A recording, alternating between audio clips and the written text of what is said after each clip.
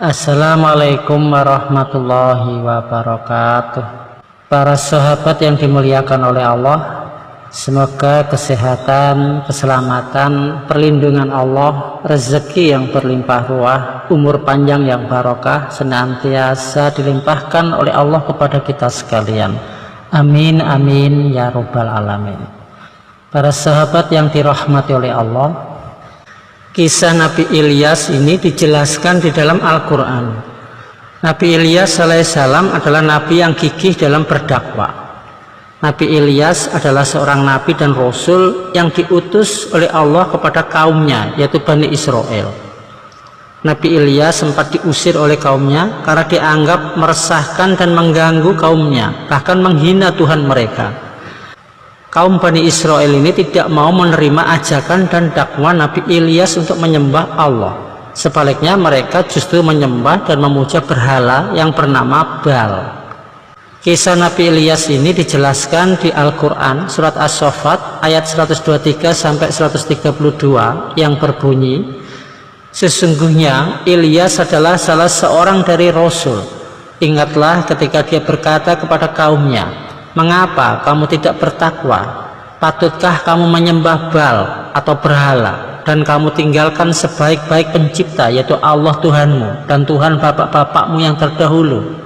Nabi Ilyas alaihissalam ini ditugaskan oleh Allah untuk mengajak kembali Bani Israel kepada jalan Allah dan meninggalkan kesirikan, kemusyrikan mereka, di mana mereka kaum Bani Israel adalah penyembah berhala yang dinamakan dengan berhala Baal. Nama lengkap Nabi Ilyas adalah Ilyas bin Yasin bin Finhas bin Al-Izar bin Harun bin Imran. Nabi Ilyas ini diutus setelah Hizkil alaihissalam atau Hizkil kepada penduduk Ba'laba yang terletak di bagian barat Damaskus. Sebagai seorang nabi, maka tentunya Allah memberikannya mukjizat untuk membuktikan kenabian serta kerasulannya kepada orang-orang Bani Israel yang meragukannya, di mana beberapa mukjizat Nabi Ilyas adalah bisa mendatangkan musim kemarau dan juga bisa mendatangkan hujan, ya tentunya atas seizin Allah. Dikisahkan bahwa Nabi Ilyas ini yang diutus kepada Bani Israel segera berdakwah atau mengajak Bani Israel untuk meninggalkan sesembahan mereka, kemusyrikan mereka, di mana orang-orang Bani Israel adalah penyembah patung Baal. Nabi Ilyas mengajak mereka agar meninggalkan sesembahan mereka untuk kembali ke jalan Allah, yaitu menyembah kepada Allah yang Maha Esa. Nabi Ilyas selalu bernasihat, Baal hanyalah berhala, dia adalah benda mati dan tidak dapat berbuat apapun, tidak bisa memberi manfaat dan tidak bisa memberi mudarat. Baal merupakan buatan manusia, mana mungkin orang-orang malah menyembah dan mengakuinya sebagai Tuhan? Bukankah seharusnya Tuhan hanya satu yang Maha Esa dan Maha Kuasa, yaitu Allah sang pencipta manusia? Begitulah dakwah dari Nabi Ilyas yang selalu didengung-dengungkan kepada kaumnya. Namun kaum Bani Israel tidak menerima dakwah Nabi Ilyas ini. Justru Bani Israel malah marah mendengar seruannya. Mereka pun makin murka ketika Tuhan mereka, sesembahan mereka direndahkan, dilecehkan oleh Nabi Ilyas. Karena bagi mereka kehidupan makmur dan sejahtera mereka adalah dikarenakan karena Tuhan sesembahan mereka, yaitu patung Baal itu. Mereka menganggap bahwa patung Baal lah yang memberikan rezeki yang berlimpah ruah kepada mereka. Mereka pun menyangkal ajakan Nabi Ilyas dan mendustakan kenabiannya. Mereka bahkan menganggap bahwa Nabi Ilyas adalah orang gila, orang yang telah hilang kewarasannya. Setelah beberapa kali berdakwah kepada kaumnya dan ditolak secara mentah-mentah, Nabi Ilyas akhirnya memohon kepada Allah untuk menyadarkan kekeliruan kaum Bani Israel. Nabi Ilyas memohon kepada Allah agar Bani Israel diberi pelajaran. Allah pun akhirnya mengabulkan doa Nabi Ilyas tersebut. Ketika musim hujan tiba, hujan yang seharusnya itu biasanya datang malah tidak datang, sehingga terjadilah kemarau yang berkepanjangan. Kemarau sampai 3 tahun lamanya, tidak pernah turun hujan sama sekali, sehingga menyebabkan sungai-sungai, mata air, dan sumur-sumur menjadi kering. Begitu pula dengan pepohonan dan tanaman menjadi kekurangan air, sehingga pohon-pohon dan tanaman-tanaman menjadi layu dan akhirnya mati. Pertanian, perkebunan mereka pun akhirnya hancur semuanya, karena tidak ada air, tidak ada hujan yang turun selama 3 tahun. Begitu pula dengan peternakan mereka. Dalam periode ini Bani Israel mengalami kelaparan yang sangat luar biasa karena kekurangan air.